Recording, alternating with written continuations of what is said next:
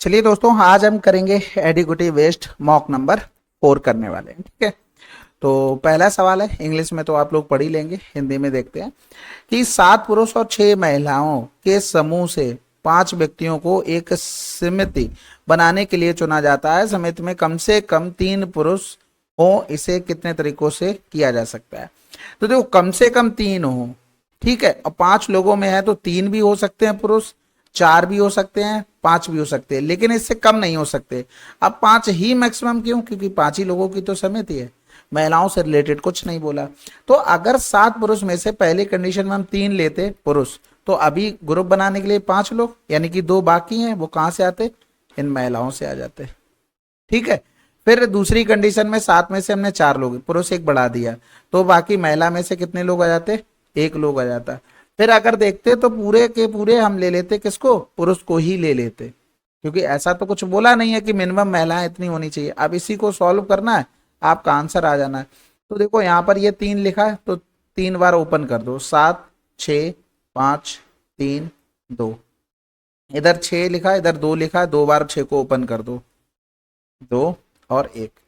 यहाँ पर देखो 7 लिखा, 4 बार ओपन कर दो, 7। वैसे 7 से 4 घटाकर भी कर सकते हैं, लेकिन नॉर्मल भी लिख लो, इतनी कोई बड़ी कैलकुलेशन नहीं है। 7 6 5 4, और इधर 4 3 2 और 1।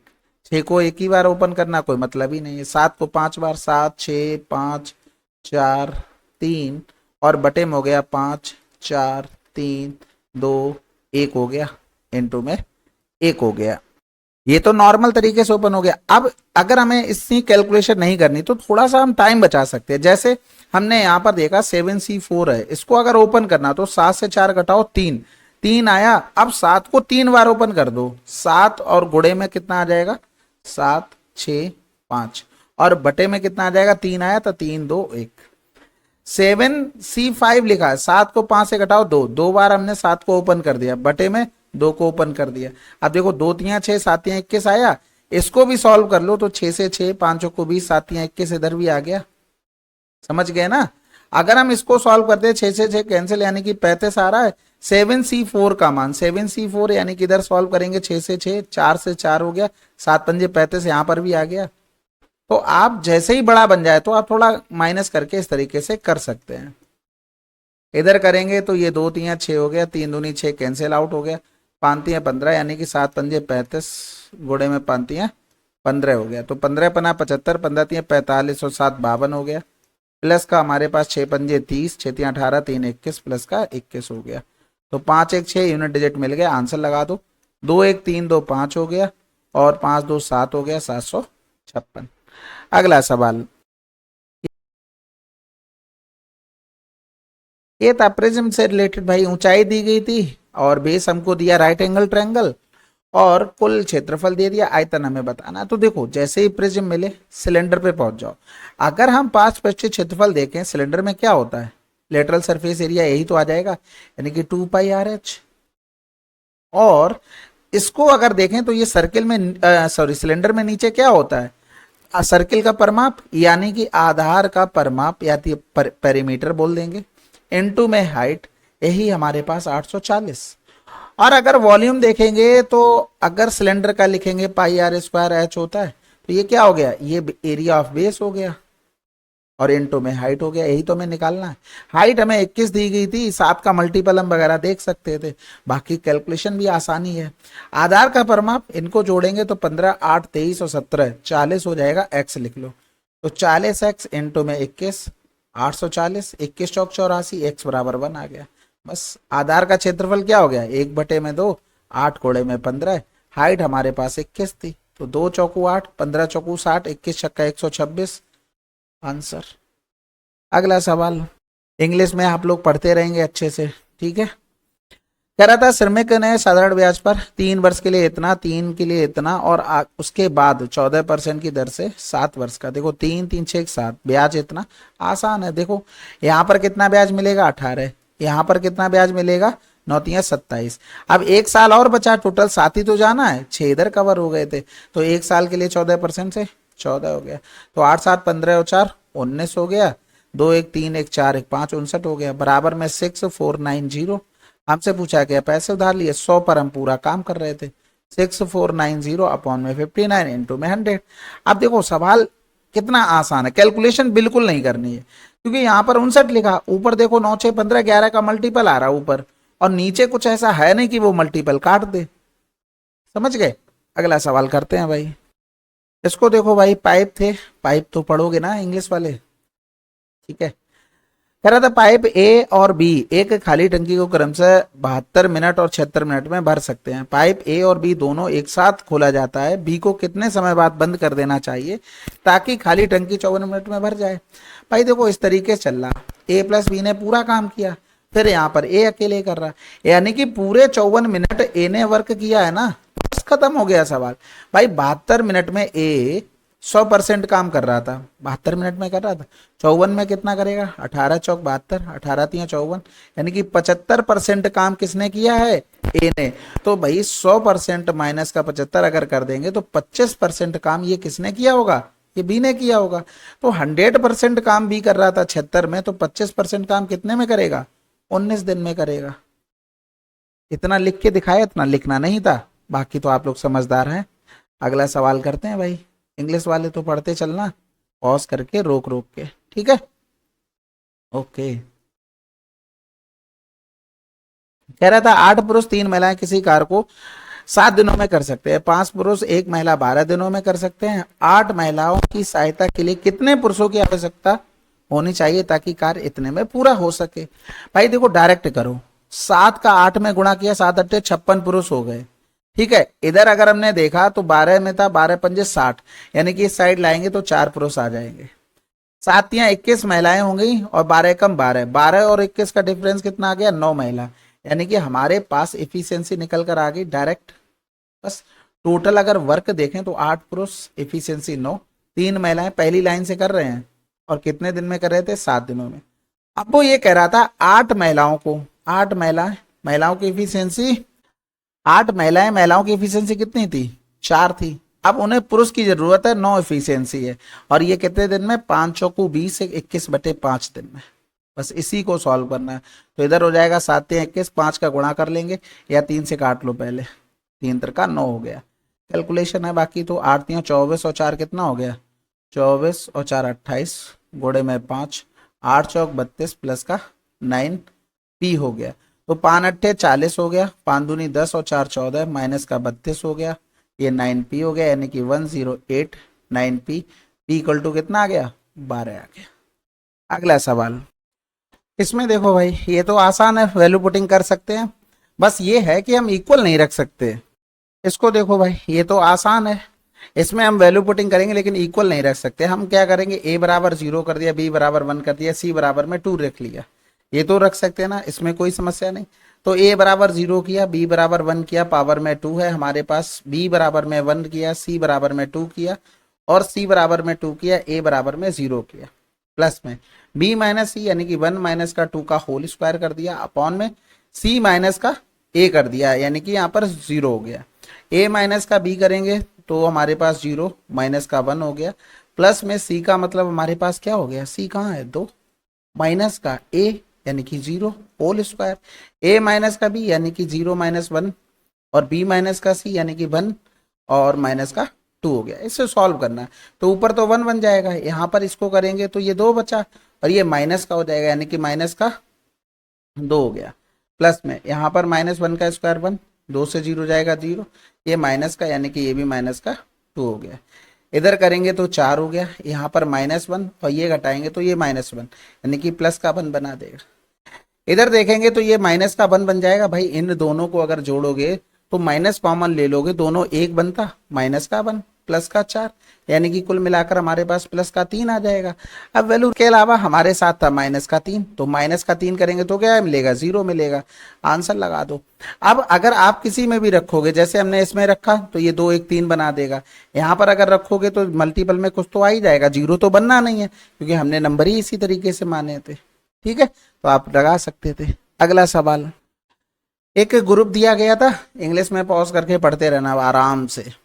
पुरुष, महिला और बच्चों के समूह में 20% पुरुष, 50% महिलाएं और बाकी बच्चे हैं। और उनका औसत वजन इतना इतना है, तो समूह का औसत वजन, भाई देखो 20% पुरुष 50 ये हो गए, तो 50 भी 70, 30 बच्चे बचे। रेशियो बनाएंगे तो 2 5 3। इनका एवरेज 45 था, इनका 50 था, इनका 50 था। हमने एवरेज 50 ही मान लिया, ये एवरेज से 5 कम है, ये 0 0। दो लोगों में कितना कम है, 10 कम है। यानी कि एवरेज जो हमने माना उसमें टोटल 10 कम आ जाएगा, लेकिन एक लोगों में 5 3 8 2 10, 10 से भाग कर दो, यानी कि आंसर 49 आ गया। अगला सवाल, इसमें भाई ये तो आसान है, एंगल पी 70 दिया गया था, पी एस आर। जैसे एंगल वाली चीजें आ जाती हैं बहुत आसान हो जाता है। ठीक है, ये हमारे पास कितना हो गया, 100 हो गया। आप किसी भी तरीके से करते हो, ये एंगल हमारा कितना होगा, 70 होगा। अगर ये प्रॉपर्टी नहीं पता तो आप समझ लो, थीटा प्लस का 70 एक्सटीरियर एंगल की प्रॉपर्टी से कितना होगा, 100। तो थीटा कितना आ गया, 30 आ गया। बहुत तरीके से ये कर सकते हैं। ठीक है, अगला सवाल करते हैं भाई। इसमें देखो भाई, हम क्या कर सकते हैं, वैल्यू पुटिंग कर सकते हैं। यहाँ पर हम क्या करते हैं कि 5 बराबर में हम 0 पुट कर देते हैं, तो ये 1 हो गया, ये 0 हो गया होल स्क्वायर। 1 प्लस का 0 का होल स्क्वायर डिवाइड बाई के 1 हो गया, यानी कि ये क्या बन गया, 1 बाई में 1, यानी कि आंसर 1 आ गया। आसान था बिल्कुल। इसमें देखो भाई क्या निकालना है हमें, x की वैल्यू निकालनी है, तो 8 का स्क्वायर बराबर में 6 इंटू में 6 प्लस का x हो गया। ठीक है, तो यहाँ पर पॉइंट में ही आएगा, तो 8 2 64, 2 3 6 32 हो गया, 2 3 6 माइनस का 6 x हो गया, यानी कि 6 3 18, 12 से 8 गया 4, यानी कि 14 बटे में ये आ जाएगा हमारे पास 3। यही हमसे पूछा गया था, कैलकुलेशन का खेल है बस। अगला सवाल कह रहा था, if the mean is this and the standard deviation is 5, then coefficient of variance. Coefficient of variance जो होता है वो हमारे पास स्टैंडर्ड डेविएशन अपॉन में मीन इनटू में 100। ठीक है, दूसरे चैनल पर आपको वीडियो प्रोवाइड की गई है, क्वार्टाइल की प्रोवाइड की गई है, और उसमें कार्ल्स कोफिशिएंट का भी बात जिक्र किया गया, तो स्क्यूनेस पे पूरी बात की गई, उसमें ये भी बताया गया। और ये वैसे भी आप स्टेट्स में पढ़ते हैं। स्टैंडर्ड डेविएशन कितना था, 5, 25 गुणे में 100, यानी कि 20% आंसर। आसान था बिल्कुल ये, बिल्कुल। अगला सवाल कह रहा था, the time taken by boat to go 34 kilometre upstream is 25% more than. Hindi के लिए कर लेना, इंग्लिश वाले तो पढ़ ही लेंगे, आप लोग होशियार हैं। ठीक है, जाने में लिया गया समय धारा के अनुकूल 40 किलोमीटर जाने में लगने वाले समय से 25% अधिक है, और धारा की गति इतनी है, शांत जल में नाव की गति क्या होगी। यानी कि हमें ऑप्शन में नाव की गति दी गई थी, 34 किलोमीटर विपरीत में जा रहे थे, ये 4 हो गया। और अगर हम दिशा में जा रहे होते, यानी कि धारा की दिशा में डाउन स्ट्रीम जा रहे होते, तो ये a प्लस का 4। अब इससे 25% अधिक, मतलब कि 1/4, यानी कि 5/4 हो गया। अब इसी को सॉल्व करना था भाई। देखो 34 किससे कटेगा, 17 से। हमने यहाँ पर 21 रख लिया ऑप्शन से, ये क्या हो जाएगा, 17 बच जाएगा। यहाँ पर 21 रखा तो ये 25 हो गया। अब अगर सॉल्व करेंगे तो इधर तो 2 हो रहा, इधर करेंगे तो 5 25, 10 कट गया, यानी कि 2 सेटिस्फाइड हो गया। आंसर लगा दो। अगला सवाल करते हैं भाई। इंग्लिश में आप लोग पढ़ते रहेंगे, पॉज करेंगे बढ़िया से। ठीक है, 1 सेकंड रुकना। ये रहा हमारे पास हिंदी। क्रय बिस्तर का अंकित मूल्य इतना जो क्रय मूल्य से 31% अधिक है, यदि लाभ परसेंटेज 9% है तो छूट बताना। भाई देखो, सीपी हमने माना 100, एमपी कितना हो गया, 131, प्रॉफिट हो रहा है 109 का, यानी कि 9 का प्रॉफिट तो 109 हो गया। तो यहाँ से डिस्काउंट कितना है, ये सेलिंग प्राइस है, 11 से 9 गया तो 2, यानी कि 22 का। किस पर छूट मिली, 131 पर, परसेंटेज के लिए 100, यानी कि 131 से हमें 22, यानी कि सबसे पहले तो एक बार ही जाएगा, 10 से 1 गया तो 9 हो गया, 11 से 3 गया तो 8, उतारा लिया हमने 0 का। अब 13 6 78 होता, 13 7 91 ज्यादा हो जाएगा, पूरा करना ही नहीं है। ठीक है, आगे करते हैं भाई। कह रहा था, इंग्लिश भूल जाता हूँ भाई। ठीक है, 1 सेकेंड, ये रहा इंग्लिश, पॉज करेंगे पढ़ेंगे। ठीक है, एक व्यक्ति ने इतने तिमाही रूप से इतने परसेंट वार्षिक दर पर 9 महीने के लिए, 9 महीने बाद उस हिसाब चुकाने के लिए कितना ब्याज देना पड़ेगा। देखो यहाँ पर आप देखोगे रेट हमारे पास 3 महीने की कितनी हो जाएगी भाई, 12 महीने की 12 तो 3 महीने की 3%। टाइम अगर देखेंगे तो 9 महीने में 3 की क्या स्लैब बनेगी, 3, यानी कि अल्टीमेटली जो टाइम हो गया 3 वर्ष हो गया। ठीक है, अब 3 साल की इफेक्टिव रेट का फार्मूला, सीआई की बात कर रहा हूं, ये याद रखना। ठीक है, यहाँ पर रेट हमारे पास 3%, 3 की पावर 3 करेंगे 27, 9 3 27, 3 3 9, ये डायरेक्ट रेट आ गई। तो 10,000 का अगर 9.2727% ऐसा कुछ निकालेंगे तो 927 कहीं लिखा है, कितना ब्याज देना पड़ेगा। आसान था बिल्कुल। आगे अगर देखते हैं तो सबसे पहले तो पॉज करोगे और पढ़ोगे। तीन व्यक्ति एक्स वाई जेड इतने में अनुपात शेयर किया था। 7 महीने बाद भाई ने इतना परसेंट हिस्सा वापस ले लिया, जबकि जेड ने वर्ष पूरा होने से 5 महीने पहले अपना 24% हिस्सा वापस ले लिया। यदि वर्ष के अंत में कुल लाभ इतना है तो लाभ में जेड का हिस्सा क्या है। भाई देखो एक्स वाई और ये जेड, इन्होंने 13 इन्वेस्ट किया, इन्होंने 20 इन्वेस्ट किया, इन्होंने 15। एक्स ने तो कोई चेंजमेंट नहीं की, यानी कि 12 महीने तक यही इन्वेस्ट रहा। 7 महीने के बाद इन्होंने 7 महीने तक 20 किया, फिर 33% हिस्सा वापस ले लिया, यानी कि 20 में 33% कम कर देंगे तो बचेगा कितना, 67%। और 7 महीने यहां हो गए, 5 महीने के लिए ये इन्वेस्ट किया। इन्होंने 5 महीने पहले यानी कि 12 से 5 गया तो 7 महीने तक 15 इन्वेस्ट किया, उसके बाद 24% वापस ले लिया, यानी कि बचा कितना, 76। और कै महीने के लिए, 5। बस इसका हमें क्या बनाना, रेशियो। तो 20 पंजे 100, 5 से 5 कैंसिल आउट हो गया। इधर करेंगे तो 5 तियां 15, 5 दूनी 10, 5 चौकू 20 और 19 चौक 76। अब कुछ कटने वाला तो है नहीं, डायरेक्ट गुणा। 12 तियां 36 हो गया, 12 कम 12 3 15। इधर करेंगे तो ये 140 और 67 जोड़ देंगे, 7 6 4 10, 207 हो गया। इधर करेंगे तो ये 15 सत्ते 105 और 19 तियां 57 जोड़ेंगे तो 7 5 12 और ये हो गया हमारे पास 6, ये 162 हो गया। अगर इनको सबको जोड़ा, 7 6 13, 13 और 2 15, हासिल लगा 1, 6 6 और 6 12, हासिल लगा 1 2 2 4 1 5, 525 आया। 525 की जो वैल्यू थी वो हमें दी गई थी 16100, जेड का मान यानी कि 162। आप एक चीज देखोगे कि क्या देखना है, वही जो आप सोच रहे हैं, ऊपर बचा नहीं है सवाल में। आप देखो सबसे पहले तो 6 2 8 1 9 आ रहा, 5 5 10 2 12 आ रहा, यानी कि एक 3 कहीं ना कहीं बचेगा ऊपर, तो ये हटा दो, 6 3 9, ये भी हटा दो, 9 8 6 14 4 18, 5 5 10 2 12, इन्हीं दोनों में से कुछ हो सकता है।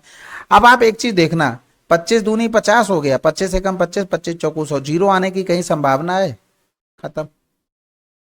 आसान था बिल्कुल। अब बाकी हम कर भी लेते हैं, 7 3 21, 7 दूनी 14, 7 3 21 हो गया। इधर करेंगे तो 3 पंजे 15, 3 चौकू 12, 4 चौकू 16, 4 पंजे 20, 1 21, गुड़े में 23, 23 छक्का 138, हासिल लगा 13 हो गया, 23 से कम 23 और 3 26 36 हो गया, हासिल लगा 3 हो गया, और 23 दूनी 46 और 3 49, ये हमारे पास आंसर। अगला सवाल भाई, कैलकुलेशन थी थोड़ी, बाकी आप ऑब्जर्व कर सकते थे चीजें अगर करना चाहते। ठीक है, अब कैलकुलेशन तो होगी, नहीं होगी तो काम कैसे चलेगा। इसमें देखो in a 15 litre solution containing 40% acid and 60% water, 25 litre solution है, उसमें इतना है और इतना है, find the percentage of water in the resulting mixture. अब यहां पर सिंपल सी चीज ये वो कह रहा है कि हमें एवरेज बताना है बस, और इसके अलावा कुछ नहीं बताना जो आप ना कर पाओ। कहने का मतलब है कि 15% था, 15 में 40% यानी कि 60% पानी था, 25 में कितना था, 40% था। अगर हम देखें 5 3 15, 55 25, या तो आप क्या करोगे, डिविजन लगा लो, या तो 6 3 18, 5 चौकू 20, 8 3 और 5 3 8 से डिवाइड। तो इधर करेंगे तो 8 चौक 32, 6 8 7 56, 47.50। आसान था बिल्कुल, बिल्कुल आसान था भाई। आप बस करने के ऊपर है आपके, आप कर कैसे रहे हैं। इंग्लिश के लिए जरूर से आप पॉज करके पढ़ लेंगे। हिंदी में देखेंगे, इतने की यात्रा इतने की गति से। जैसे ही आप स्पीड वाला देखा करो, यहाँ पर एवरेज स्पीड की बात बनती है, तो एवरेज स्पीड की बात ये आपको प्रैक्टिस से आ जाएगा। टोटल टाइम हो गया तो 390, 390 टाइम देखोगे। अगर यहाँ पर देखेंगे ये 4 घंटे हो गए प्लस में, अगर हम इधर देखेंगे तो 45 दूनी 90, 2 घंटे इधर हो गए, प्लस का 390 बटे में x घंटे इधर, और ये दे दिया था पूरा 43 से 1 बटे में 3, तो 3 3 9 1 10, 3 चौको 12 1 13 बटे में 3।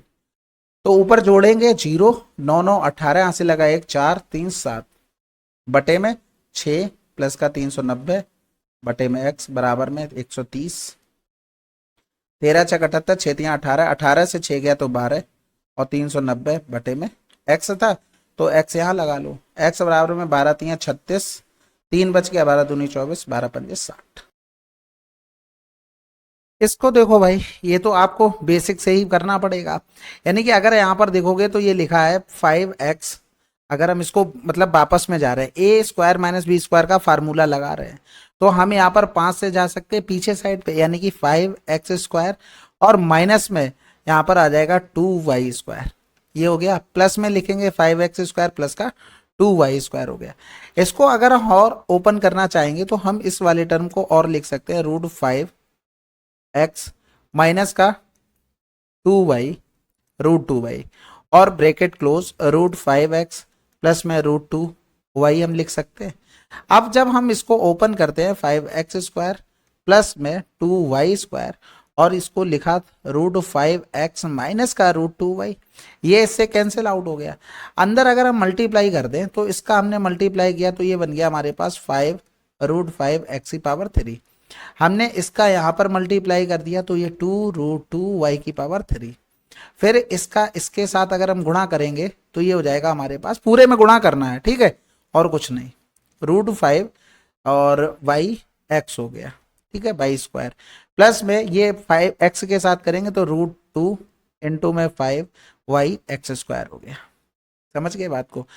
अगर हम यहाँ पर देखेंगे इसको क्या लिख सकते थे, √5x⁻3, इसको लिख सकते थे √2y⁻3। यहाँ पर हमें x y चाहिए है और d है वो x और y का फलन है, यानी कि इसी फैक्टर में हमें चाहिए। तो सबसे पहले तो हमने यहाँ से x y अगर कॉमन ले लिया तो अंदर क्या बचेगा, 2√5y प्लस का 5√2, ये x हो गया। लेकिन हमें यहाँ पर √5 और √x के उसमें चाहिए भाई, देखो इसके बाद √5 है, इधर √2 है, तो इसी के टर्म में हमें बनाना पड़ेगा।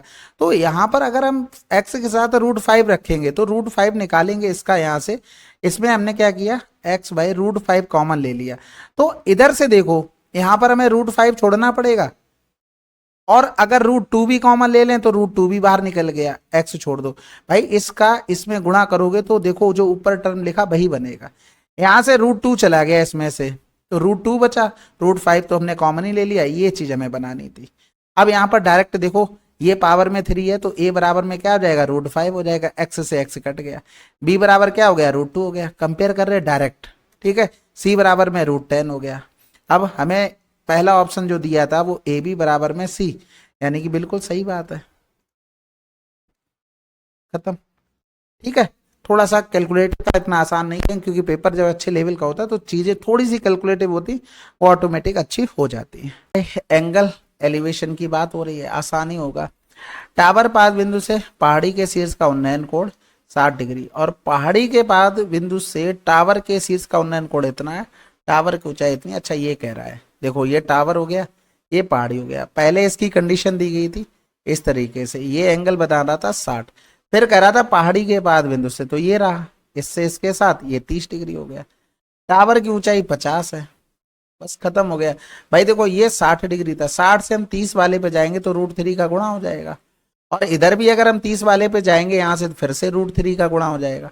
अगर रेशियो नहीं याद है तो मालिक याद कर लो, ठीक है, यही इसी में भलाई, क्योंकि टाइम आप सेव नहीं कर पाएंगे अदरवाइज। इसमें देखो भाई यहाँ से क्या करते हैं, एक सेकंड रुकना, इंग्लिश, ठीक है। कह रहा था अब contains 11 white walls and some red walls. If the probability of the drawing are red walls is double that the white wall, find the number of red walls in the back.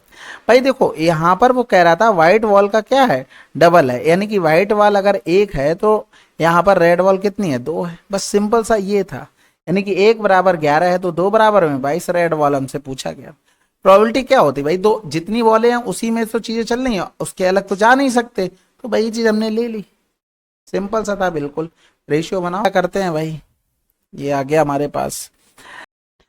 कह रहा है if the vertices of triangle ABC are this then length of the altitude through A, यानी कि यहां से वो ये कह रहा है कि हमें ABC यहां से जो एल्टीट्यूड डाला गया है इसकी हमें लंबाई चाहिए, ठीक है, और जो हमें दिए गए थे 0.1 कॉमा में -4, ये दे दिया था 3,2 और ये -1,2 हो गया।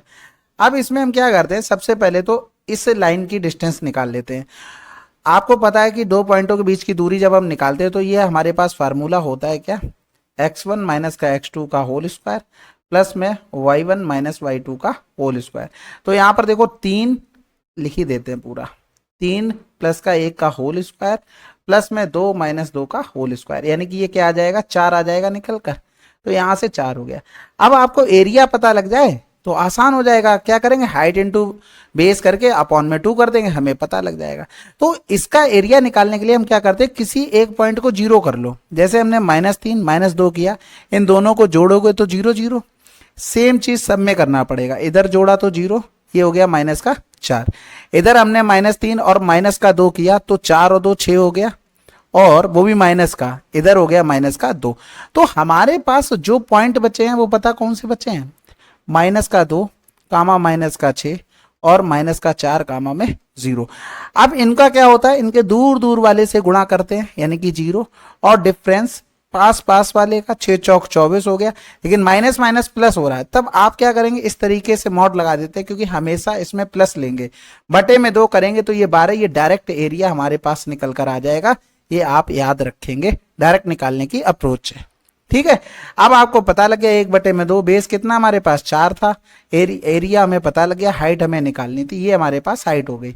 तो 2 दूनी 4, h बराबर कितना आ गया 6। अगला सवाल,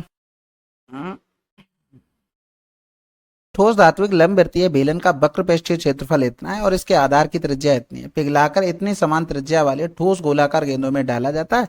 एक गेंद का पृष्ठीय क्षेत्रफल हमें बताना है। तो सबसे पहले देखो, बेलन से हमें गोला बनाना है, तो पहले तो हमें यहाँ पर देख लेंगे बेलन का वक्र पृष्ठीय क्षेत्रफल 2 पाई आर एच बराबर में 1792 पाई दिया गया था। और अगर हम दूसरी चीज देखेंगे, आधार की त्रिज्या यानी कि आर बराबर में हमें 32 दे दिया था, और हमें कुल बाद में क्या करना है, पाई आर स्क्वायर एच बराबर में पाई, या फिर ऐसे लिख लो 4/3 पाई आर क्यूब करना है। और अगर हम यहाँ पर और देखें, क्या निकालना, गेंद का पृष्ठीय क्षेत्रफल यानी कि 4 पाई आर स्क्वायर निकालना, ठीक है। तो अगर हम यहाँ पर 2 से डिवाइड कर दें, यहाँ से भी 2 पर डिवाइड, और इसमें आर का गुणा, इधर आर पे गुणा, तो आप देखोगे ये क्या बन गया, पाई आर स्क्वायर एच, यानी कि वॉल्यूम का मान आ गया ये। तो इसकी हम डायरेक्ट इसमें मान रख देते भाई। सबसे पहले तो देखो कि पाई आर स्क्वायर का मान 1792 पाई, y2 आर की जगह हम क्या लिख देंगे 32, और ये हो गया 4/3 पाई आर क्यूब, और यहाँ पर 42 तो मिसिंग है, ये वाला 42 इंटू में 42। तो सबसे पहले तो यहाँ पर करेंगे कि 4 अट्ठे 32 और 2 चौकू 8 हो गया, और यहाँ पर कर लेंगे 14 तियाँ 42 हो गया, तो 2 दूनी 4 2 सत्ते 14 हो गया। 7 से इधर काटेंगे तो 7 दूनी 14 हो गया, बचा 3, 7 पंजे 35, 7 छक्का 42 हो गया। तो हमारे पास 256 इंटू में 2 इंटू में आर की पावर में 3। अब ये 16 सोलियम 256 होता है, यानी कि 16 गुणे में 4 गुणे में 4 गुणे में 2, तो 8 का 2 बार, 16 चौकू 64 का 4 बार, ये हमारे पास रेडियस निकल कर आ गई। अब कुछ नहीं है, वैल्यू पुट कर दो, 4 गुणे में 64 गुणे में पाई, तो ये आ जाएगा 4 छंग 24 यानी कि 256 पाई।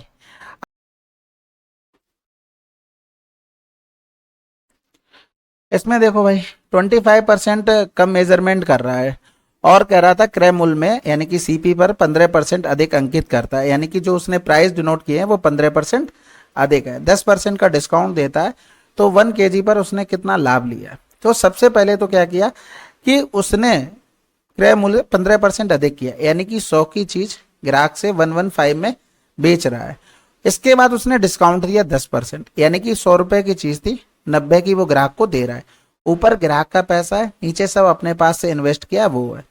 फिर उसने क्या किया, इतने कम मेजरमेंट दी है, यानी कि अगर कोई चीज के पैसे वो 100 के ले रहा है तो 25 कम यानी कि 75 के पैसे अपने पास से लगा रहा है उस चीज के लिए। अब यहाँ पर देख लो जो रेशियो बनेगा वही आंसर आ जाएगा, और बाकी कुछ कट रहा है काट लो, तो 15 पना 75 हो जाएगा, या फिर ऐसे ही कर लो 25 तियाँ 75, यहाँ पर 3 हो गया, 6 5 और 5 दूनी 10, 5 तियाँ 15, 23 छक्का 138 बटे में 100, कितने का प्रॉफिट लिया 38%। अगला सवाल, इसको देखो भाई, ogive gives no help in extension of, देखो इसको आप डायरेक्ट रट लो, क्योंकि आप जब ये सब आपने पढ़ा होगा, जेएसओ का एक पेपर होता है आपका, उसमें अच्छे लेवल की आपको स्टेट्स पढ़ाई जाती है। अब इतना करने जाओगे फिर तो हो गया, आप उसको 3 महीने में भी कवर नहीं कर सकते। ठीक है, तो एक आध सवाल अगर छूट भी जाएगा तो उसकी कोई प्रॉब्लम नहीं है। अगला सवाल, इसको देखो भाई, ये तो आसानी है। बस यहाँ पे क्या करो, 16 से 8 गया 8, डिवाइड बाई 2 डिवाइड बाई 3। इसको इधर से सॉल्व करना शुरू करते हैं, तो 2 चौकू 8, यानी कि ये 4/3 हो गया। इधर करेंगे तो 12 पंजे 60, यानी कि 12 ये हो गया, 4 चौकू 16, 30 माइनस का 16 यानी कि 14 आंसर। तो ये हमारा था मॉक टेस्ट नंबर 4 था। तो इसको भी हमने सॉल्व कर लिया। आप लोग बताइएगा कि सोल्यूशन आपको कैसा लगा, और कमेंट बॉक्स में जरूर से अपने सजेशन लिखिएगा।